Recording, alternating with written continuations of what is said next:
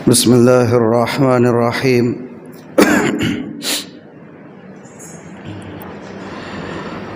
الحمد لله الذي لم يتخذ ولدا ولم يكن له شريك في الملك ولم يكن له ولي من الذل وكبره تكبيرا. اللهم صل على سيدنا مولانا محمد وعلى آل سيدنا مولانا محمد وبارك وسلم. قال الله تبارك وتعالى: أعوذ بالله من الشيطان الرجيم. بسم الله الرحمن الرحيم. ومن أحسن قولا ممن دعا إلى الله وعمل صالحا وقال إنني من المسلمين. صدق الله مولانا العظيم. اللهم صل على سيدنا ومولانا محمد وعلى آل سيدنا مولانا محمد وبارك وسلم. رب اشرح لي صدري ويسر لي أمري واحلل عقدة من لسانی یفقہوا قولی. قابل صد احترام بزرگوں، عزیز دوستوں اور بھائیوں، یوں تو ہماری اس مسجد میں گزشتہ کئی جمعوں سے تسلسل کے ساتھ میرے اور آپ کے آقا جناب محمد الرسول اللہ صلی اللہ علیہ وآلہ وسلم کی سیرت مبارکہ اور آپ کی حیات طیبہ پر مشتمل گفتگو کی جا رہی ہے، لیکن کچھ ایسے حالات اور کچھ ایسی صورتحال اگر پیدا ہو جاتی ہیں کہ جس کے اوپر بات کرنا مناسب محسوس ہوتا ہے، تو اس تسلسل کے ساتھ جاری سلسلہ کرام کو موقوف کر کے موجودہ موضوع پر کبھی گفتگو ہو جایا کرتی ہے۔ چنانچہ آج بھی ہونا تو یہی چاہیے تھا کہ سیرت ہی کے موضوع کو تسلسل کے ساتھ جاری رکھا جائے، لیکن چونکہ ہمارے سامنے ابھی ہمارے ضلع ناندیڑ کا اجتماع سر پر ہے، ہمارے شہر ناندیڑ کے مضافات میں جو اردھاپور واقع ہے، وہاں پر 31 دسمبر اور 1 جنوری کو دعوت و تبلیغ کی محنت کے سلسلے میں اجتماع ہونے جا رہا ہے، تو مناسب یہ لگا کہ اس موضوع پر ہی تھوڑی سی گفتگو کر دی جائے۔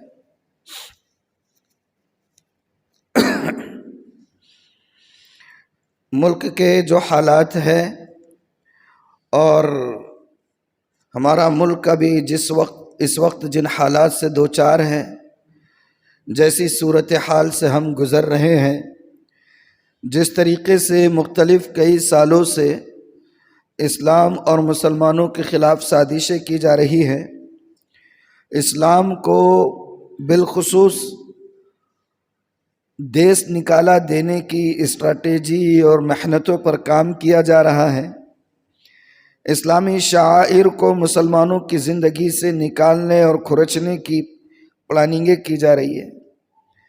ایسے ماحول میں اگر کہیں پر کچھ اللہ کے بندے اللہ کی دین کی محنت کے نام پر جڑ جاتے ہیں اور وہاں لوگوں کا ایک مجمع جمع ہوتا ہو اور اس مجمع کے سامنے اس ایمان سوز فضا کے اندر اور ایمان سوز ماحول کے اندر اپنے ایمان و یقین کی قوت اور دولت کو بنانے کی بات کی جاتی ہو، اور ایسے ماحول میں ایمان کو محفوظ رکھنے اور یقین کو مضبوط بنانے کا سامان اگر فراہم کیا جاتا ہو، تو ایسی جگہوں پر جانا چاہیے، شرکت کرنی چاہیے، وہاں جا کر اپنے ایمان کی بقا، اپنے ایمان کی حفاظت اور اپنے ایمان کو بڑھانے کا سامان لے کر آنا چاہیے۔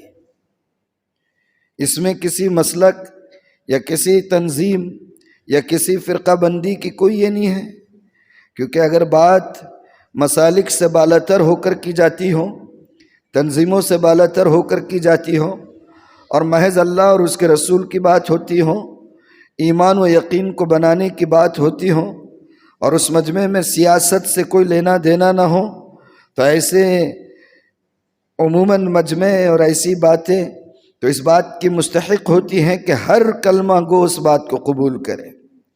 تو بہرحال یہ اللہ کا کرم ہے کہ آنے والے 31 دسمبر کو اور اس کے فوراً بعد دوسرے ہی دن 1 جنوری 2025 کو ہمارے پورے ضلع کا اجتماع ارداپور میں ہونے جا رہا ہے۔ ہدایت کا سامان ملے گا، ایک سے بڑھ کر ایک اللہ والے آئیں گے، اکابرین آئیں گے، محنت سے جڑے ہوئے پرانے احباب آئیں گے، دیداور آئیں گے، اپنی زندگیاں جو اس لائن میں کھپا رہے ہیں وہ لوگ آئیں گے۔ ظاہر سی بات ہے کہ آدمی جس ماحول میں رہتا ہے، شب و روز جو محنت کرتا رہتا ہے، مستقل جس کا جو مشغلہ ہوتا ہے، اس کی زبان سے نکلنے والے الفاظ اسی شب و روز کی محنت سے متعلق ہوں گے۔ تو ایک سے بڑھ کر ایک اللہ والے آئیں گے جو اپنی زندگیوں کو اللہ اور اس کے رسول کے محنت کے کام کی محنت میں لگا رہے ہیں، ان کی باتیں سننے ملے گی، کچھ ہدایت کا سامان مل جائے گا، اور پتہ نہیں کون سی گھڑی قبولیت کی ہوگی۔ ہمیں پتہ ہے کوئی بھی گھڑی قبولیت کی ہو سکتی ہے۔ ہو سکتا ہے ہم کسی کی بات سن رہے ہو اور ان کی بات ان کے زبان سے نکلے اور سیدھے ہمارے دل پر اثر کر جائے اور وہ گھڑی قبولیت کی ہو، تو اللہ کرے کہ وہ ہمارے ایمان کو اور یقین کو مضبوط کرنے کی کوئی بہترین ساعت بھی ہو سکتی ہے۔ اس لیے اس اجتماع میں شرکت کی کوشش کرنا چاہیے۔ دیکھیے اللہ تعالیٰ نے انسان کو بے شمار نعمتوں سے نوازا ہے۔ کتنی نعمتیں ہیں اللہ کی، گن سکتے ہیں ہم؟ اللہ نے آنکھ دی، اس میں بینائی دی، اللہ نے کان دیے، ان میں قوت سنوائی دی، اللہ نے زبان دی، اس میں قوت گویائی دی، اللہ نے دل دیا، اس میں دھڑکنے کی صلاحیت دی، اللہ نے دماغ دیا، اس میں پھڑکنے کی اور اس کو پوری دنیا کے نظام کو سمجھنے کی اور اس کے حساب سے اپنے لیے جو چیز مفید یا مضر ہو سکتی ہے اس کا فیصلہ کرنے کی صلاحیت دی۔ اور پھر انسان کو اللہ نے جو تخلیق کی ہے، سبحان اللہ، کیا بہترین طریقے سے اللہ تعالیٰ نے انسان کی تخلیق کی ہے۔ آپ دیکھیں اللہ تعالیٰ نے یہ انگلیاں ہمیں دی ہیں، اگر یہ ان انگلیوں کے اندر آپ دیکھ لیجئے کہ اگر فولڈ ہونے کی صلاحیت نہ ہوتی تو ہم کیا اپنے کام کر سکتے تھے؟ کتنے کام ہیں مجھے آپ بتائیے کہ دنیا یہ کہتی ہے کہ ترقی، کمپیوٹر کی ایجاد یہ ترقی کی معراج ہے، کمپیوٹر کی ایجاد ترقی کی معراج ہے، برابر ہے، کتنے کام اس سے ہوتے ہیں۔ لیکن اگر انسان کی ان انگلیوں کو فولڈ ہونے کی صلاحیت اللہ نہیں دیتا تو بتائیے کیسے کام کرتے اس پر؟ کر سکتے تھے؟ اگر ان قدموں کو اور پیروں کو فولڈ ہونے کی صلاحیت اللہ نہیں دیتا تو کیسے ہم اپنے لیے ذریعہ معاش تلاش کرنے کے لیے نکلتے؟ تو اللہ کی بے پناہ نعمتیں ہمیں اللہ نے دی ہوئی ہے، لیکن ان تمام نعمتوں میں سب سے بڑی نعمت، سب سے بڑی دولت، سب سے بڑا سرمایہ اور سب سے بڑا خزانہ جو اللہ نے دیا ہے وہ ہم اہل ایمان کو دیا ہے، اور وہ سرمایہ، وہ دولت ایمان کی دولت ہے۔ ایسی عظیم نعمت، ایسی عظیم دولت اور ایسا عظیم سرمایہ ہے اور ایسی عظیم کرنسی ہے ایمان کہ اس کرنسی کے بغیر آخرت کے سفر کا سامان انسان کر ہی نہیں سکتا ہے۔ اس دولت کے بغیر جنت تک پہنچنا اس کے لیے آسان ہی نہیں، ناممکن ہے۔ ایمان کے بغیر جنت میں جانے کا تصور بھی نہیں کر سکتے، چاہے پوری زندگی آپ نے سوشل ورک میں لگا دی ہو، ریفارم میں لگا دی ہو اور خدمت خلق میں اپنی زندگی کو آپ نے غرق کر دیا ہو، لیکن اگر ایمان کی دولت نہ ہو تو یہ دولت آپ کو وہاں کامیاب نہیں کر سکتی ہے۔ ایمان کے بغیر اگر دنیا سے چلا گیا انسان تو لاکھوں اور کروڑوں اور اربوں روپے کی دولت بھی اس کو جنت میں پہنچانے کا ذریعہ نہیں بن سکتی ہے۔ اور یہ وہ دولت ہے جو آپ کے ہمارے ملک میں جو بڑے بڑے رؤساء ہیں، عمراء ہیں، دولت مند ہیں، سرمایہ دار ہیں، اور پورے ملک کی دولت اور ملک کے عوام کا خون نچوڑ کر اپنے محلات تعمیر کر رہے ہیں. اڈانی ہے، ریلائنس ہے، اور فلاں ہے اور فلاں ہے. یہ سب کے سب اس دولت سے خالی ہے، سب کے سب اس دولت سے خالی ہے. اور اللہ نے یہ دولت ہمیں دی ہے یا نہیں دی ہے؟ ہاں. اور جو چیز، جو دولت، جو سرمایہ، جو پونجی، جو خزانہ جتنا قیمتی ہوتا ہے اتنی ہی اس کی حفاظت کا سامان کیا جاتا ہے. کیا جاتا ہے یا نہیں کیا جاتا ہے؟ آپ کے گھر میں آپ کی محترمہ اپنے زیورات کہاں رکھتی ہیں؟ بھئی گھر میں خواتین جویلری کہاں رکھتی ہیں؟ ظاہر سی بات ہے لاک اپ میں رکھیں گے، الماری میں، اس میں بھی، اور پوری اس کی کنجی آدمی کو بھی نہیں بتاتے.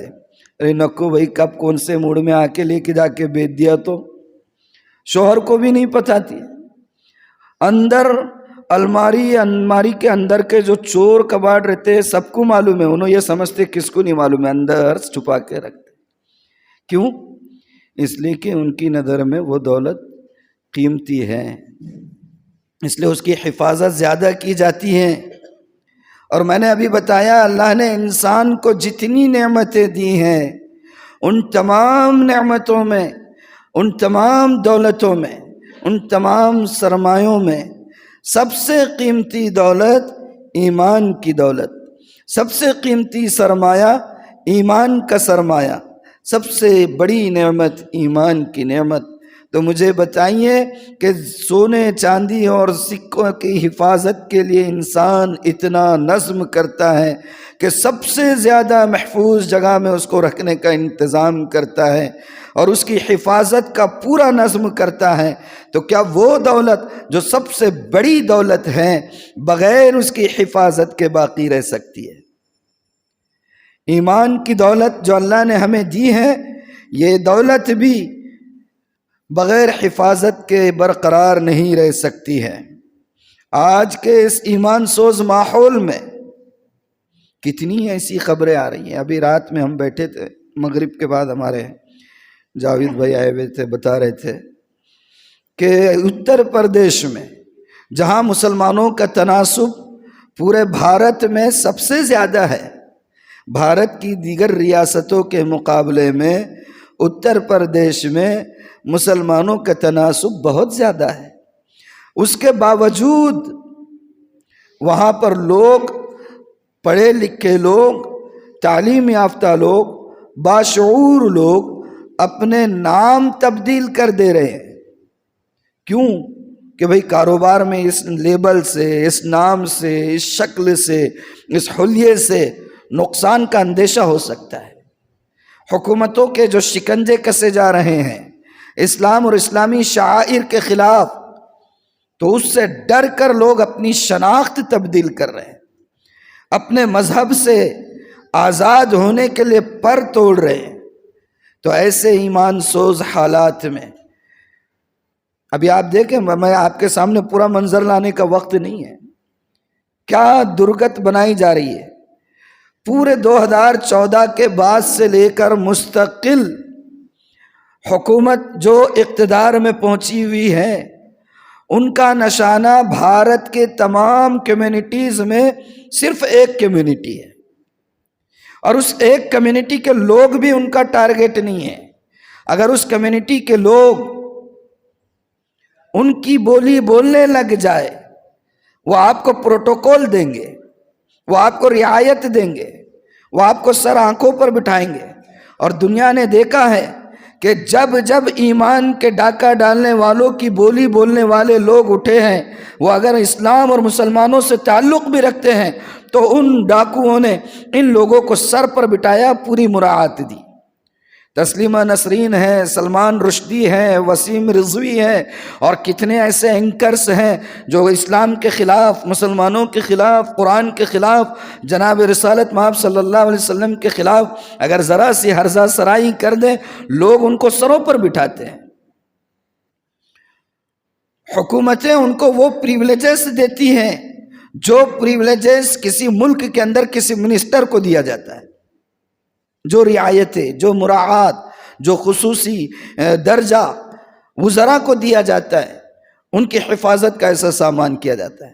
تو ٹارگٹ آپ نہیں، ٹارگٹ آپ کی دولت ہے، کیونکہ اگر ٹارگٹ آپ ہوتے تو آپ کچھ بھی کرتے تو آپ کے دشمن ہوتے، لیکن آپ ان کی بولی بولنے والے بن جائے، آپ ان کے نور نظر بن جاتے ہیں۔ لیکن اگر آپ اپنے دولت کو سمیٹنے والے بن جاتے ہیں، اپنے دولت کی حفاظت کرنے والے بن جاتے ہیں، اور اپنی دولت کا عکس اور اس کا اثر اپنی زندگی میں بچانے والے ہوتے ہیں، تو آپ کے دشمن بن کر پہلے کھڑے ہوتے ہیں۔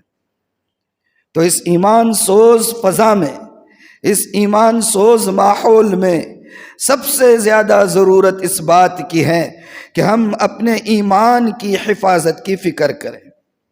اللہ کا کرم ہے، یہ جو اجتماعات ہوتے رہتے ہیں گاہیں باگاہیں، کبھی ضلعی سطح پر، کبھی تعلقہ جات کی سطح پر، کبھی ریاستی سطحوں پر، یہ ساری محنتیں اللہ کے کچھ محبوب بندے، اللہ کے کچھ نیک بندے اسی ایمان کی دولت کو محفوظ کرانے کا کچھ سامان وہاں پر دیتے رہتے ہیں۔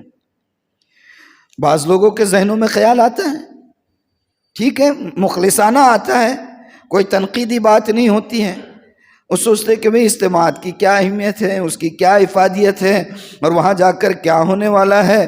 خالی جو ایک میلہ سا لگتا ہے، لوگ کھانے کھاتے ہیں، دکانیں لگتی ہیں اور کاروبار ہوتا ہے، ہنگامہ ہوتا ہے، بیان چلتے رہتا ہے، لوگ جو ہے تو اپنے کام میں مشغول رہتے ہیں۔ یقیناً یہ سارا مشاہدہ، یہ سارا آبزرویشن آپ کا صحیح ہے، کسی حد تک ہم بھی آپ سے متفق ہے، لیکن اس کا یہ مطلب نہیں ہے کہ وہاں کچھ نہیں ہوتا ہے۔ وہاں پنڈال میں جا کر بیٹھے، باہر جو لوگ کیا کر رہے ہیں ان کو نظر انداز کیجئے، ان کو اگنور کیجئے، صرف نظر کیجئے، اور دیکھیے کہ وہاں کے اسٹیج سے کیا بات کہی جا رہی ہے، کیا بات بولی جا رہی ہے، کس چیز کی محنت کی دعوت دی جا رہی ہے، کون سا سرمایہ آپ کو دیا جا رہا ہے، کس سرمایہ کی حفاظت کے لیے آپ کو جگایا جا رہا ہے۔ اگر آپ 2 منٹ بیٹھ کر وہاں دیکھیں، اور یہ سارا جو میں نے ابھی خارجی جو مشاہدہ بتایا کہ وہاں ایسا ہوتا ہے، لاکھوں کا وہ ہوتا ہے، بالکل صحیح ہے، لیکن بات کیا کہی جا رہی ہے ذرا اس پر بھی تو غور کریں۔ کوئی ایک گھڑی ہو جاتی ہے، ایک گھڑی کہ کسی کی کوئی اچھی بات دل پر اثر کر جائے، زندگیاں بدل جاتی ہے۔ تو یہ ہے، اور ایمان وہ دولت ہے کہ اگر دل پر اثر کر جائے فوراً انسان کی کیفیت کو بدل دیتی ہے۔ انسان کی کیفیت کو بدلنے میں ایک لمحہ نہیں لگتا ہے ایمان کی دولت اندر جانے کے بعد۔ ایمان کی دولت اندر آپ نے سنا ہوگا، یقیناً آپ نے سنا ہوگا، اللہ نے جب حضرت موسیٰ علیہ السلام کو اپنے برادر بزرگ ہارون علیہ السلام کے ساتھ فرعون کو دعوت ایمان دینے کے لیے روانہ کیا، تو ساتھ میں کچھ معجزے دیے کہ یہ معجزہ دکھانا وہ آپ کی دعوت ایمان کو، دعوت توحید کو، دعوت ربانی کو وہ قبول کریں گے، جو بھی ہوگا آپ معجزے بتانا اگر معجزہ طلب کریں۔ حضرت موسیٰ علیہ السلام ہارون علیہ السلام کے ساتھ فرعون کے دربار میں پہنچتے ہیں، اس کو اللہ کی توحید کی، اللہ کی وحدانیت کی، اللہ کے مختار کل ہونے کی، اللہ کی قدرت کی، اللہ کی عظمت کی اور اللہ کے جلال اور وقار کی جب وہ دعوت دیتے ہیں، وہ انکار کرتا ہے۔ حضرت موسیٰ معجزہ دکھاتے ہیں۔ معجزہ کیا؟ جو عصا ان کے ہاتھ میں ہوتا ہے، اس عصا کو اللہ کے حکم سے پھینکتے ہیں، وہ اژدہا بن جاتا ہے، اور اژدہا بن کر جب دوڑنے لگتا ہے تو فرعون جو اپنے تخت پر بیٹھا ہوا تھا، مفسرین لکھتے ہیں کہ اس تخت سے بڑی زور سے اس نے چھلانگ لگا دیتا ہے، گر جاتا ہے، اور اس کے جتنے درباری ہوتے ہیں، حواری ہوتے ہیں، وہ یہ کہتے ہیں کہ یہ اصل میں آپ کی کرسی اقتدار پر قبضہ کرنے کی سازش ہے، یہ کوئی نبی نہیں ہے، یہ کوئی جادو سیکھ کر آیا ہوا ہے، اس کا مقابلہ اس کے جادو سے ہی کرنا پڑے گا۔ چنانچہ فرعون پورے ملک سے جادوگروں کو بلواتا ہے، ایک تاریخ طے ہوتی ہے، اور سارے جادوگر ایک سے بڑھ کر ایک جب فرعون کے پاس پہنچ جاتے ہیں تو سودے بازی کرتے ہیں۔ کیا کرتے ہیں؟ سودے بازی کرتے ہیں، کہتے ہیں کہ اگر ہم نے موسیٰ کو ہرا دیا تو کیا ملے گا، فرعون کہتا ہے بہت انعام دوں گا، تمہیں مالا مال کر دوں گا، دولت کے انبار لگا دوں گا، اور اتنے پر ہی بس نہیں، تمہیں اپنی وزارت میں، اپنے درباریوں میں، اپنے حواریوں میں شامل کر دوں گا۔ یہ سودے بازی وہ آنے والے جادوگر کرتے ہیں، اور جب یہ طے ہو جاتا ہے کہ دولت ملے گی، خزانے ملیں گے اور اس کے دربار میں کوئی عہدہ ملے گا، تو اس کے بعد وہ میدان میں مقررہ تاریخ پر اترتے ہیں، اور مقررہ تاریخ پر جب اترتے ہیں حضرت موسیٰ ان کو سمجھاتے ہیں، وہ تھوڑا سا شش و پنج میں مبتلا ہوتے ہیں، اور بالآخر مقابلہ ہوتا ہے۔ حضرت موسیٰ علیہ السلام سے پہلے وہ اپنا کرتب دکھاتے ہیں، ساری رسیاں ڈالتے ہیں، جو بڑے بڑے صاحب بن جاتے ہیں لاکھوں کی تعداد میں۔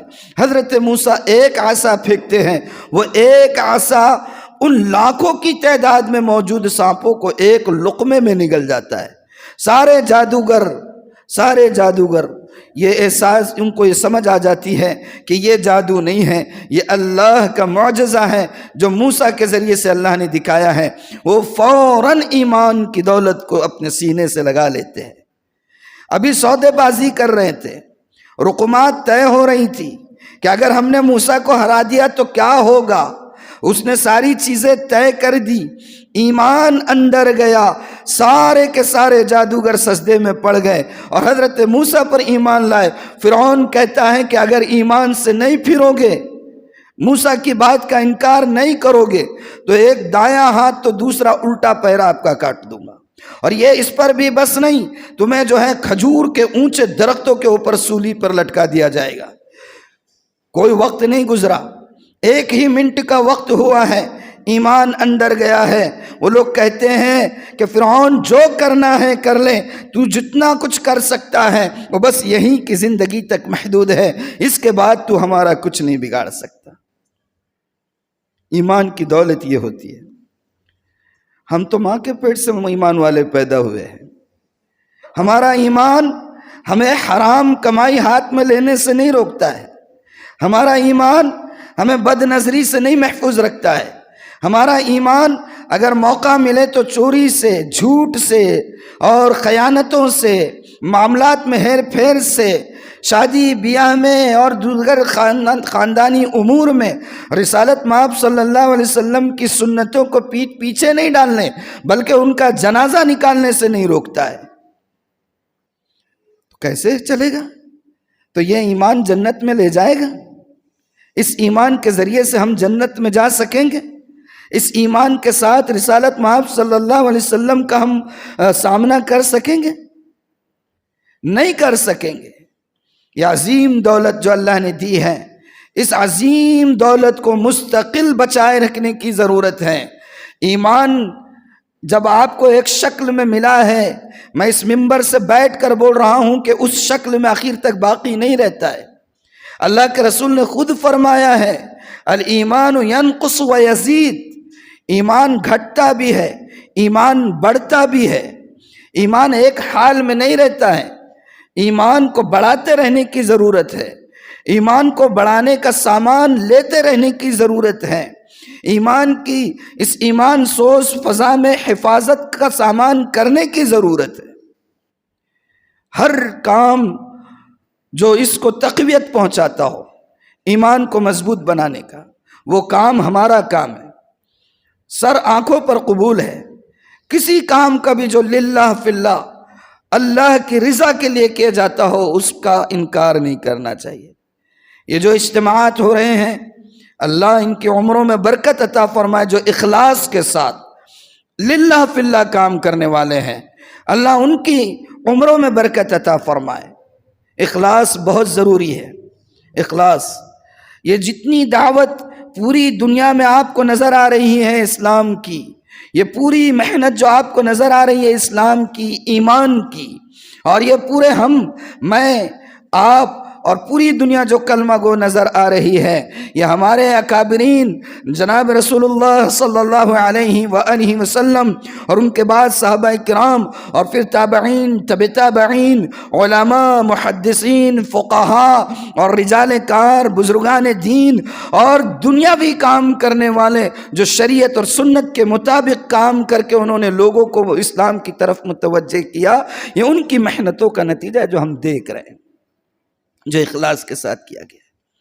ضرورت ہے، لیکن آج تو ہمارے اخلاق، ہمارا کردار، ہماری زبان، ہماری گفتار، ہمارے لین دین، ہمارے معاملات ایسے ہو گئے ہیں کہ لوگ اس کو دیکھ کر اب متاثر نہیں ہوتے ہیں۔ میں نے کہیں پڑھا تھا حضرت مولانا یوسف صاحب رحمۃ اللہ علیہ، جو حضرت مولانا الیاس صاحب رحمۃ اللہ علیہ کے صاحبزادے تھے حضرت جی، انہوں نے فرمایا کرتے تھے کہ ایمان کی محنت کرتے کرتے ایمان کی برکت سے تم اکرام کرنے والے بن جاؤ۔ جب تم ایمان کی برکت سے اکرام کرنے والے بنو گے تو تمہارے اکرام کی برکت سے لوگ ایمان والے بنیں گے۔ کہاں ہے ہم؟ کہاں ہے ہمارا وہ اکرام؟ کہاں ہے ہمارا وہ اخلاص؟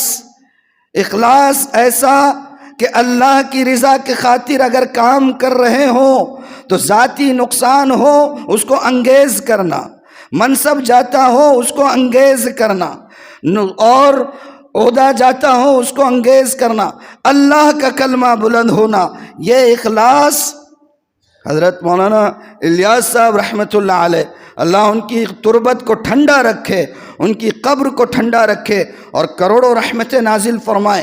کیا ترتیب رکھی ہے دعوت و تبلیغ کے کام کے سلسلے کی، رسماً کام کرتے رہیں اور اس کی روح کو نہ سمجھے تو یہی حال ہوگا جو آج ہمارا چل رہا ہے۔ لیکن قسم خدا کی یہاں بیٹھ کر کہتا ہوں، جو ترتیب حضرت نے بنائی ہوئی ہے، اگر اس ترتیب کی روح کو کام کرنے والے اور عام مسلمان بھی اگر سمجھ لے اور اپنی زندگی میں اتار دیں تو ہم سے بڑھ کر کامیاب کوئی نہیں۔ اخلاص ہی ختم ہو گیا ہے، اکرام ہی ختم ہو گیا ہے۔ آج ہم جو نام لیوا ہے اللہ اور اس کے رسول کے، کن واسطوں سے ہیں؟ مجھے بتائیے۔ دنیا کہتی ہے کہ اسلام طاقت کے زور پر پھیلا ہے، دنیا کہتی ہے کہ اسلام تلوار کے زور پر پھیلا ہے، لیکن میں آپ کو بتاتا ہوں کہ 800 سال تک مسلمان یہاں پر حکمران بنے رہے۔ 800 سال کی تاریخ موجود ہے۔ جتنے بادشاہان یہاں پر بھارت میں آئے ہیں، ایک اورنگزیب کو چھوڑ کر شاید ہی کوئی ایسا ہوگا جس نے صحیح معنوں میں کبھی اسلام کی یہاں خدمت کی ہو۔ آپ کو قطب مینار بنا کر دے دیے، آپ کو تاج محل بنا کر دے دیے اور بڑی بڑی فصیلیں بنا کر دے دی، انہوں نے دین اور اسلام کا کوئی کام یہاں نہیں کیا ہے ان بادشاہان نے۔ تو اسلام کیسے آیا؟ ان کی فوجوں سے نہیں، ان کے دستوں سے نہیں، ان کی طاقتوں سے نہیں، ان کی دولت سے نہیں، اسلام یہاں آیا ہے بزرگان دین کی قدموں کی برکت سے۔ وہ آتے تھے، ان کے اخلاق کو لوگ دیکھتے تھے اور اسلام کے دائرے میں داخل ہوتے تھے۔ خواجہ معین الدین چشتی اجمیری رحمہ اللہ جب آئے ہیں اجمیر سے، لاکھوں کی تعداد میں لوگ ان کے ہاتھوں پر ایمان قبول کرتے تھے۔ کیوں کرتے تھے؟ یہاں اس ملک میں جو پریجوڈائز کا اور جو ڈسکرمنیشن کا اور چھوت چھات کا اور ذات پات کا جو نظام تھا، یہ سناتنی دھرم والے آج بھی ان کے اندر یہ پریجوڈائز ہے اور یہ کیا کہیں گے اس کو، چھوت چھات ہے کہ اگر کوئی نچلی ذات کا مندر کے سائے میں بھی ٹھہر جاتا ہے تو وہ قابل گردن زنی ٹھہرتا ہے۔ یہ لوگ آتے گئے، وہ لوگ جن کو پوری دنیا پسماندہ کہتی تھی، وہ لوگ جن کو لوگ اپنے قریب سے گزرنا پسند نہیں کرتے تھے، لوگوں نے کہ خواجہ معین الدین چشتی اجمیری اور دیگر بزرگان دین نے ان کو اپنے ساتھ ایک پلیٹ میں بٹھا کر کھانا کھلایا ہے۔ اس ایک لقمے کی برکت یہ ہوتی تھی کہ پورا پورا گاؤں اسلام کے دامن میں آ جاتا تھا۔ عرب تاجر، عرب ٹریڈرز جو ساحلی پٹے ہیں، ان ساحلی پٹوں میں جب آئے ہیں تو انہوں نے اپنے تجارت کا، اپنے معاملات کا، اپنے ٹرانزیکشن کا، اپنے لین دین کا وہ اعلیٰ نمونہ اس بھارت کے سامنے رکھا کہ ان کے معاملات کی ٹرانسپیرنسی کو دیکھ کر لوگ اسلام میں داخل ہوتے چلے گئے۔ آج ہمیں اسی دعوت کو زندہ کرنا ہے، اسی اخلاص کو زندہ کرنا ہے۔ آج بہت درد کے ساتھ، میں تو بہت چھوٹا ہوں، بہت حقیر ہوں، میری کوئی حیثیت نہیں ہے، لیکن جو سینے میں کسک اٹھتی ہے اور جو درد پیدا ہوتا ہے اس کا اظہار کیے نہیں بنتا ہے کہ جو حالات، جو مبارک کام ہم کر رہے ہیں، اس مبارک کام میں بھی کبھی تصور نہیں تھا کہ لوگ ایک دوسروں کی جانیں لے لیں گے، ایک دوسرے کو قتل کر دیں گے۔ جس کام کے 6 بنیادی اصولوں میں ایک اصول اخلاص عمل ہے، وہاں کسی کو جان سے مارنا تو دور، کسی کا ہاتھ لگانے کا تصور نہیں ہو سکتا تھا۔ تو یہ حضرت مولانا الیاس صاحب رحمۃ اللہ علیہ، اللہ ان کی قبر کو ٹھنڈا رکھے، جو ترتیب بنائی ہوئی ہے 6 نمبر کی، میں یہاں ممبر پہ بیٹھ کے کہتا ہوں قسم خدا پاک کی، اگر ان 6 نمبروں کو ان کی روح کے ساتھ ہم سمجھ لے اور ان 6 نمبروں کو زندگی میں اتار لے، ہم سے بڑھ کر کامیاب کوئی ضرورت ہے۔ بہرحال یہ جو ایمان سوز ماحول ہے، اس ماحول میں اپنے ایمان کو بنانے کی فکر کرنا ہے۔ انبیاء دنیا سے رخصت ہوتے ہوئے کس چیز کی فکر کرتے تھے؟ اللہ نے قرآن میں فرمایا ہے ام کنتم شہداء اذ حضر یعقوب الموت اذ قال لبنیہ ما تعبدون من بعدی۔ اللہ حضرت یعقوب کے نزع کی کیفیت اور آخری جو لمحات تھے، اللہ تعالیٰ اس کی منظر کشی فرما رہے قرآن میں، اور کہہ رہے ہیں کہ کیا تمہیں پتہ ہے جب یعقوب کا دم واپسی تھا، جب یعقوب کا آخری وقت تھا، تو یعقوب اپنی اولاد کو جمع کر کے پوچھ رہے کہ میرے بعد کس کی عبادت کرو گے؟ یعقوب کی اولاد میں کون؟ سیدنا یوسف علی نبینا وعلیہ الصلاۃ والسلام، اور ان کے جو 10 اور 11 بھائی تھے، یقیناً شروع میں وہ حسد کا شکار ہوئے، لیکن تمام مفسرین کا اور تمام علماء کا اس بات پر اتفاق ہے کہ بعد میں وہ سب کے سب بھائی تائب ہوئے اور اپنے وقت کے وہ قطب اور ابدال کے درجے کے لوگ تھے۔ اور اس سے بڑھ کر کیا ہوگا کہ نبی کے بیٹے ہیں، ایک نبی کے بھائی ہیں اور نبیوں کے پوتے ہیں، ان کو جمع کر کے یعقوب کہہ رہے ہیں کہ میرے بعد کس کی عبادت کرو گے؟ تصور ہو سکتا ہے کہ وہ اولاد جن کا باپ نبی، جن کے دادا نبی، جن کے دادا کے والد نبی، اور وہ کفر کا شکار ہو سکتے تھے، لیکن نبی کو فکر ہو رہی ہے تو اس بات کی کہ میرے بعد میرے بچوں کے ایمان کا کیا بنے گا۔ آج ہمارے پاس، مجھے یہ بتائیے کہ اگر کسی کی کوئی دولت چوری ہو جائے، کچھ پیسہ چوری ہو جائے، 10 20 روپے 50 روپے 100 روپے کسی کا گر گیا تو اتنا فکر نہیں کرتا ہے، لیکن اگر کسی کا 1 لاکھ روپیہ چوری ہو جائے تو وہ واویلا کرے گا یا نہیں کرے گا؟ اگر 1 لاکھ روپیہ چوری ہونے کے بعد بھی واویلا نہیں کر رہا ہے تو پھر سمجھ آنا پکا حرام سے کما کے لایا ہوگا۔ کہاں سے لایا ہوگا؟ میں حلال کی کمائی رہی، اور 1 لاکھ روپیہ اس کا اگر چوری ہو رہا ہے تو اس کو فکر ہوگی یا نہیں ہوگی؟ آج ہر طرف سے ایمان پر ڈاکے ڈالنے کی کوششیں ہو رہی ہے، ہر طرف سے آپ کے ایمان کو سلب کرنے کی، چھیننے کی کوششیں ہو رہی ہے۔ دل میں وہ خلش پیدا کیوں نہیں ہو رہی ہے؟ لوگ آتے ہیں، تھوڑا سا کچھ کم تنظیموں سے وابستگی ہے، بہت سارے تجربات سامنے آتے ہیں۔ کچھ لوگ آئے بولے ہمارے بچے کو جو ہے کچھ کرنا ہے اور یہ دیجئے، خیر امت میں جب ہم تھے، اور کچھ بھی نہیں ہے، کرنا ہے، بہت مشکل مسئلہ ہے اور اس کا کیسا بنے گا؟ تو بولے ٹھیک ہے کر دیں گے۔ فجر میں کبھی آتے ہیں کیا آپ کے بچے؟ فجر میں کبھی آتے ہیں؟ بولے نہیں۔ تو ہم نے کہا کہ یہ نقصان بڑا ہے یا وہ نقصان بڑا ہے؟ نقصان کون سا بڑا ہے؟ برکتوں کے فیصلے کس وقت میں ہوتے ہیں؟ سب سے زیادہ بابرکت اوقات کون سے؟ بتائیے مجھے۔ سب سے زیادہ بابرکت اوقات 3 ہیں۔ سب سے زیادہ بابرکت وقت تہجد کا وقت ہے، فجر سے 1 گھنٹہ قبل اڑ جائے۔ اسلام کی تعلیمات یہ کہتی ہے، اسلام کی شریعت یہ کہتی ہے کہ انسان رات کو جلدی سو جائے، صبح جلدی اٹھے۔ فجر سے 1 گھنٹہ پہلے تہجد کا وقت، اس کے بعد دوسرے درجے کا وقت جو ہوتا ہے، جو بابرکت ہوتا ہے، وہ فجر سے لے کر اشراق تک، اور تیسرا وقت ہوتا ہے اشراق سے لے کر چاشت تک۔ بتائیے ہمارے محلے 80% ان بابرکت اوقات میں کیا کر رہے ہوتے ہیں؟ کیا کر رہے ہوتے ہیں؟ پتہ ہے کہ کون سی دولتوں پر لوگ ڈاکے ڈالنے کی تیاریاں کر رہے ہیں۔ تو یہ سرد موری کا ماحول ہے، اس ماحول میں ہمیں اپنے ایمان کو، اپنے ایمان کی دولت کو اور اس کے سرمایے کو بچانے کی فکر کرنی چاہیے۔ اللہ کا شکر ہے کہ ہمارے قریب میں ارداپور میں 31 دسمبر اور 1 جنوری کو پورے ضلع کا اجتماع ہو رہا ہے۔ فکری ہم آہنگی یا غیر ہم آہنگی یہ چیزیں نہیں دیکھنی ہیں، وہاں اسٹیج سے کیا بات ہونے والی ہے۔ کوئی سیاسی بات نہیں، کوئی اختلافی بات نہیں، کوئی جو ہے کسی افراد کی بات نہیں، کسی شخصیت کی بات نہیں، بلکہ اتنا مخلصانہ کام ہوتا ہے کہ بات کرنے والے کون افراد ہیں، جب تک آپ اس میں شریک نہ ہو اس کا تذکرہ بھی باہر نہیں ہوتا ہے۔